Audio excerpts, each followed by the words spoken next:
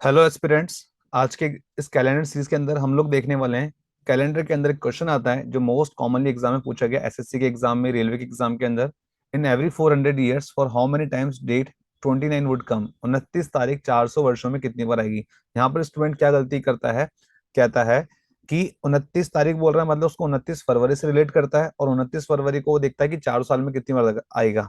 तो यहाँ पर यह आंसर गलत हो जाता है। तो चलिए स्टार्ट करते हैं।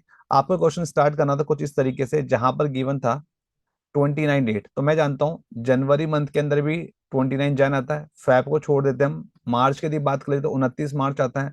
अप्रैल में भी 29 अप्रैल आता है। मई के अंदर भी 29 मई आता है। जून के अंदर भी 29 डेट आती है। तो इस हिसाब से पूरे साल के अंदर हमने देखा कि 11 बार तो 29 डेट आएगी। मैंने कहा 1 ईयर में 12 मंथ्स होते हैं।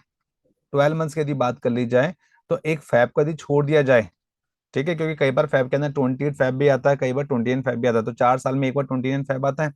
तो हमने क्या बोला कि फैब को छोड़ने के बाद में बच गए 11 मंथ, यानी 11 मंथ में 11 बार आपको क्या देखने को मिलेगा, 29 डेट देखने को मिलेगी। अगर मैं आपसे कहता हूं एक साल में, 1 ईयर में 11 टाइम हमको देखने को मिलती है 29 डेट। अगर 100 ईयर्स की बात कर ली जाए तो 100 ईयर्स में कितनी हो जाएगी। तो 1 को अगर मुझे 100 से मल्टीप्लाई करना पड़ेगा तभी तो 100 ईयर मिलेगा।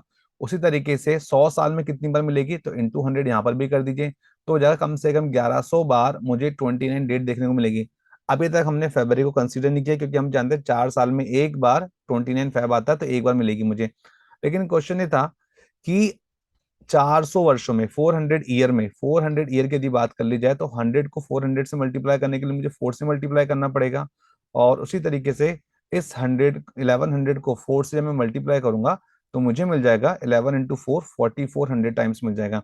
यानी कि 400 वर्षों में 4400 बार हमको 29 डेट देखने को मिलेगी। लेकिन बात वही थी, अभी तक हमने फैब को हर बार स्किप भी किया, फैब मंथ को स्किप कर दिया। अब फैब की बात करें तो हमने एक कंसेप्ट पढ़ा था, 100 ईयर्स में 24 टाइम्स हमको लीप ईयर मिलते हैं।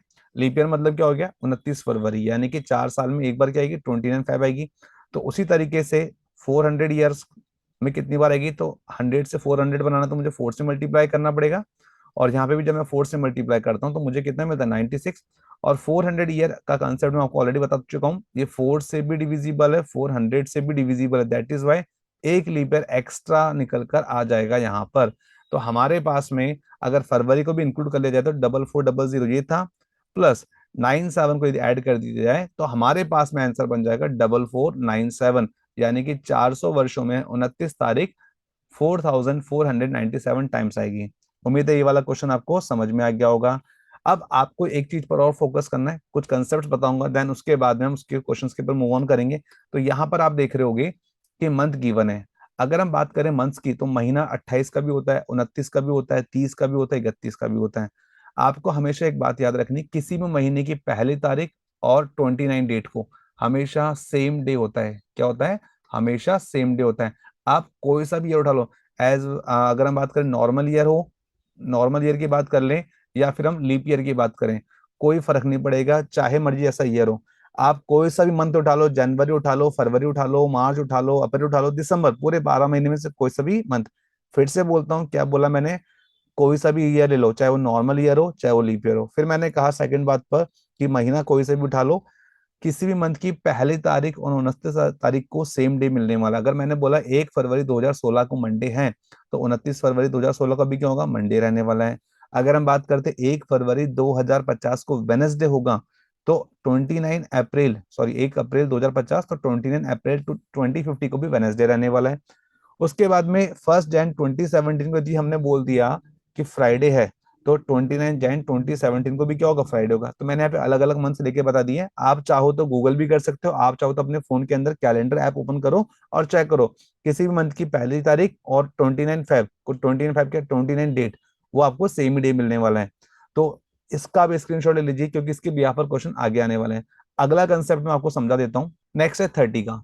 अगर हम बात करें किसी भी महीने में महीना आपका 28 का भी होता है, 29 का भी होता है, 30 का भी होता है, 31 का भी होता है।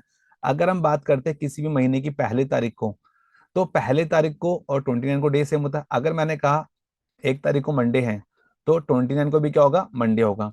अगर 2 तारीख को ट्यूसडे हुआ तो आपको याद कर रखना है 2 तारीख और 30 जो डेट होती है इसको डे हमेशा सेम ही रहता है।